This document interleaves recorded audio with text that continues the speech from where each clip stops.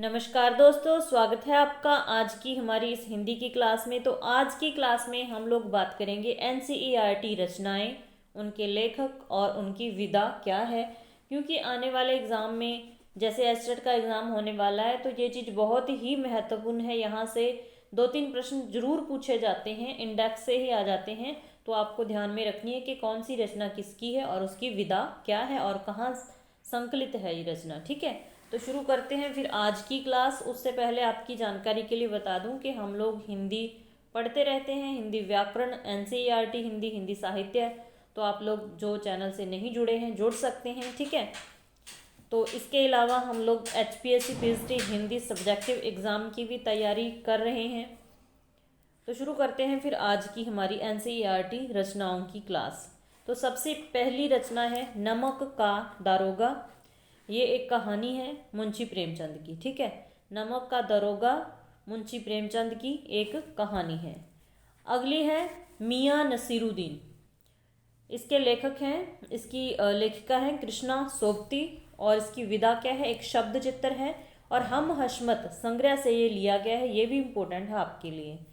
आगे है अप्पू के साथ 2.5 साल, सत्यजीत राय की रचना है। यह एक संस्मरण है और पथेर पंचाली फिल्म के अनुभवों से ये संबंधित है।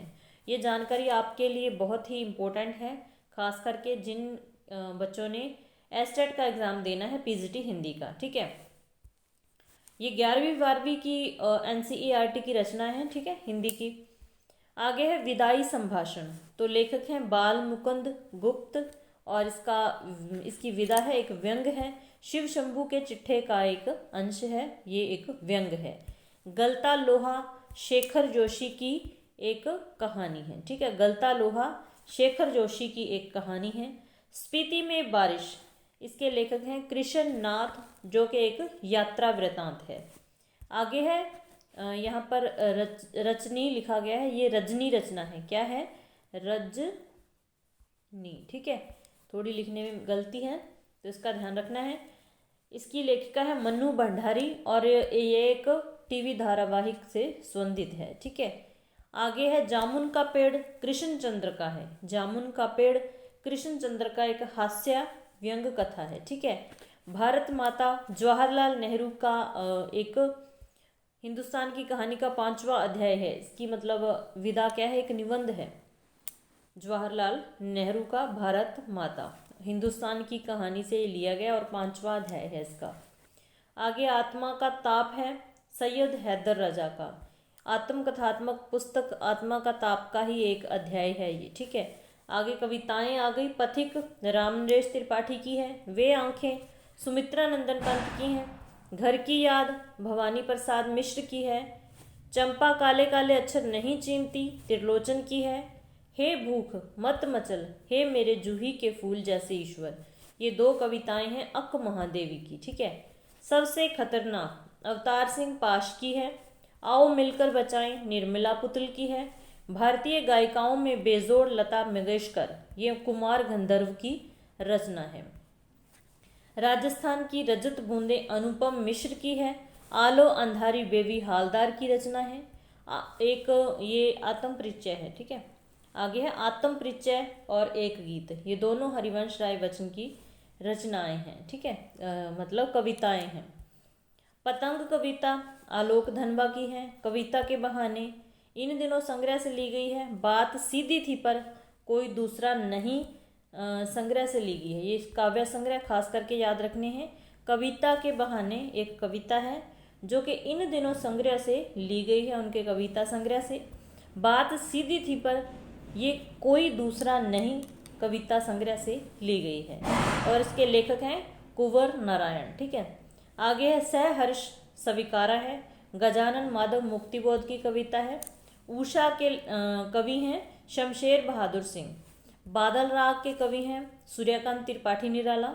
छोटा मेरा खेत बगुलों के पंख उमा शंकर जोशी की है। भक्तिन महादेव वर्मा का एक संस्मरणात्मक रेखा चित्र है और स्मृति की रेखाओं से ये लिया गया है। ठीक है, में संकलित है। आगे है बाजार दर्शन, एक निबंध है। बाजार दर्शन एक निबंध है जिनेंद्र कुमार का। काले मेघा पानी दे धर्मवीर भारती है इसके लेखक। पहलवान की ढोलक एक कहानी है, फणीश्वर नाथ रेणु की। आगे चार्ली चैपलिन यानी हम सब, एक कॉमेडियन था चार्ली चैपलिन, उन पर ही है ये पूरा पाठ। ये विष्णु खरे का है, ठीक है। आगे नमक है, एक कहानी रजिया सज्जाद जहीर की। शरीश के फूल एक ललित निबंध है, किसका है? हजारी प्रसाद द्विवेदी जी का है। आगे श्रम विभाजन और जाति प्रथा मेरी कल्पना का आदर्श समाज, तो ये भीमराव अंबेडकर की रचनाएं हैं, ठीक है। और यहाँ से प्रश्न जरूर आता है, इसको ध्यान से देख लेना है। आगे है सिल्वर बेडिंग, मनोहर श्याम जोशी की रचना है सिल्वर बेडिंग, ठीक है। तो सिल्वर बेडिंग किसकी रचना है, अच्छे से याद रखनी है, और ये एक लंबी कहानी है, ठीक है। आगे है जूझ, उपन्यास का हिस्सा है आनंद यादव का, जूझ उपन्यास का ही एक हिस्सा है। उसके बाद अतीत में दवे पाम, अतीत में दवे पाम किसकी है? ओम थानवी की है। और ये एक यात्रा वृतांत और रिपोर्ट का मिला जुला रूप है, ये भी ध्यान रखना है कि यात्रा वृतांत और रिपोर्ट का मिला जुला रूप कौन सी रचना है? तो अतीत में दवे पाम, ये मोहनजोदड़ो और हड़प्पा पर आधारित पाठ है, ठीक है।